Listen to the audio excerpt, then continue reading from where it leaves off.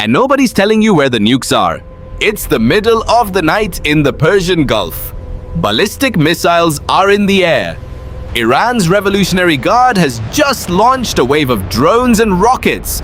Right now, as you watch this, directly at the US 5th Fleet headquarters in Bahrain, at the American Air Base in Kuwait, at cities where US troops sleep.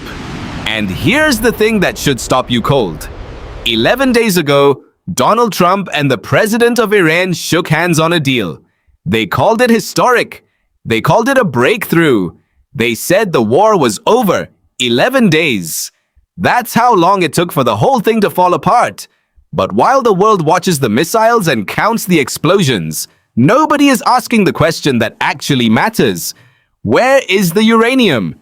Because if you don't know the answer to that question, and right now the CIA doesn't either, then none of it ends the way anyone is telling you it will. I need you to understand why you cannot look away from this story right now.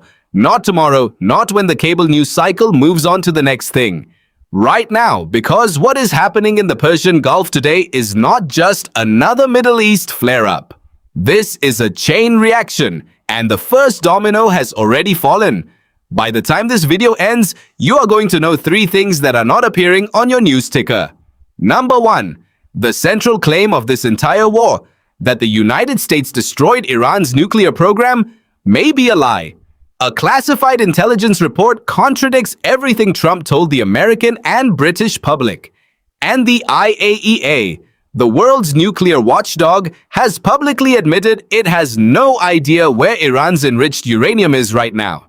Number 2. Iran currently has enough nuclear material sitting somewhere unaccounted for to build 12 nuclear weapons. Not someday, right now, today, as missiles fly.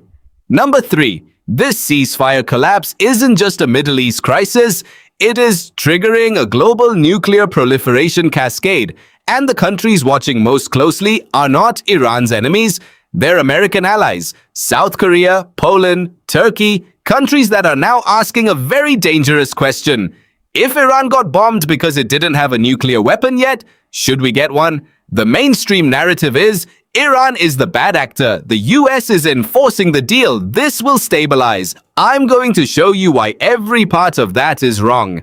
Stay with me, let's get everyone up to speed fast, because the backstory here is the key to understanding everything. On February 28th, 2026, 4 months ago, the United States and Israel launched what the Pentagon called Operation Epic Fury. Nearly 900 joint airstrikes in the first 12 hours alone. The targets: Iran's military infrastructure, its air defenses, its missile systems, and at the very top of the kill list, Iran's supreme leader, Ali Khamenei. Killed in the opening salvo. Trump told the world the mission was clear: stop Iran from ever getting a nuclear weapon. He said Iran's nuclear facilities were, and I'm quoting, obliterated.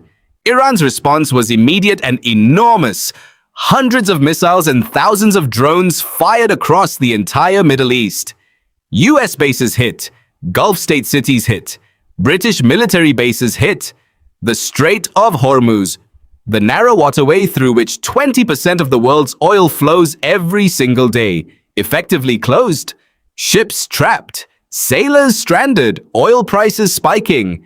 For 5 weeks, the world held its breath.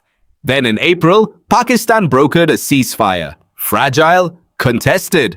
Both sides immediately accused the other of violating it. More negotiations, more strikes, more violations. By June 17th, a Memorandum of Understanding, an MOU, was signed. Trump at Versailles after the G7. Iran's president in Tehran. The deal set a 60-day window to negotiate a permanent settlement. The Strait of Hormuz would reopen. Peace was coming. That was 11 days ago. Here is what you have been told since then. Iran is violating the ceasefire by attacking commercial ships. The US is responding in self-defense. The deal is under strain, but still alive. Diplomats are working. The message from Washington: we're the responsible party here. Iran can't be trusted. But we've got this. The message from London. Keir Starmer's government has been almost completely silent, even as British troops sit inside the blast radius of an Iranian missile strike on a US naval base in Bahrain. That's the official story. But here is what they are not telling you. Let's start with the single most important fact in this entire story. The fact that the Pentagon desperately does not want you to focus on. Trump told you, repeatedly, emphatically, that the US struck Iran's nuclear facilities and destroyed them. Obliterated was the word he used. The centrifuges at Fordow, buried deep inside a mountain, gone. The enrichment vaults at Natanz, gone. The facilities at Isfahan, gone. Here is what actually happened. Satellite imagery, analyzed by the Bulletin of the Atomic Scientists, one of the world's most respected nuclear security publications, shows a truck, a single truck, loaded with 18 specialized transport containers, parked at the South Tunnel entrance of Isfahan's underground complex. The date on the image, June 9th, 2025. That is 13 days before the US strikes. Those containers, designed specifically for transporting enriched uranium hexafluoride, and the calculation made by nuclear physicists who examined the imagery, a single truck loaded that way could carry up to 540 kilograms of highly enriched uranium. That is potentially Iran's entire stockpile, moved before the bombs fell. And the IAEA's own Director General, Rafael Grossi, confirmed it in plain language on international television. His exact words, "We do not have information on the whereabouts of this material." The Defense Intelligence Agency's classified assessment, which was leaked to the press, found the strikes caused significant damage but expressed, quote, low confidence in determining whether nuclear materials had remained in place. So let me say this slowly. The entire justification for a war that has killed thousands of people, displaced millions, and nearly triggered a global energy crisis was to stop Iran from getting a nuclear weapon. And the nuclear material that was supposedly destroyed? Nobody knows where it is. When Defense Secretary Pete Hegseth was pressed on this in a Pentagon briefing, his response was, "You want to call it destroyed? You want to call it defeated? You want to call it obliterated? Choose your word. Choose your word." That is the answer from the United States government about the whereabouts of enough enriched uranium to build multiple nuclear bombs. And that is not even the worst part. Here's the number that should be in every headline this morning and isn't. Iran currently possesses unaccounted for, uninspected, location uncertain, approximately 400 kilograms of uranium enriched to 60%. The Council on Foreign Relations has done the math. That is enough fissile material, if taken to weapons grade, to build approximately 12 nuclear weapons, not after years of work. If Iran decided tomorrow to sprint to weaponization, using the enrichment knowledge its scientists still possess in facilities the US did not destroy, they could potentially cross the nuclear threshold in a matter of months. Now, as the ceasefire falls apart in real time, as Trump threatens Iran with extinction on Truth Social, as Iranian ballistic missiles hit US military installations in Kuwait and Bahrain, there's more. Satellite imagery analyzed by CSIS, the Center for Strategic and International Studies, shows continued construction activity at a site called Pickaxe Mountain, a deeply buried facility 1 mile south of the Natanz uranium enrichment complex. A site the US did not strike. A site that could, right now, be the location of a new enrichment operation, or a storage site for that missing uranium stockpile, or both.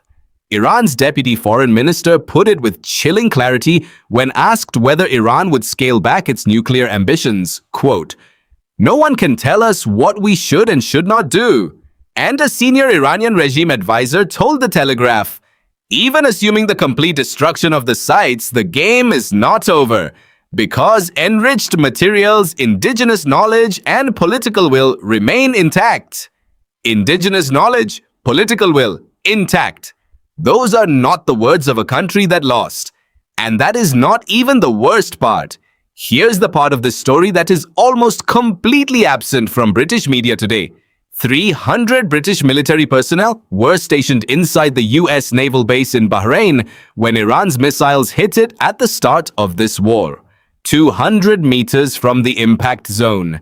An Iranian Shahed drone, likely fired by Hezbollah from Lebanese territory, struck the Royal Air Force Base at Akrotiri in Cyprus. Families of service members were evacuated. The destroyer HMS Dragon was rerouted from the English Channel to the Eastern Mediterranean.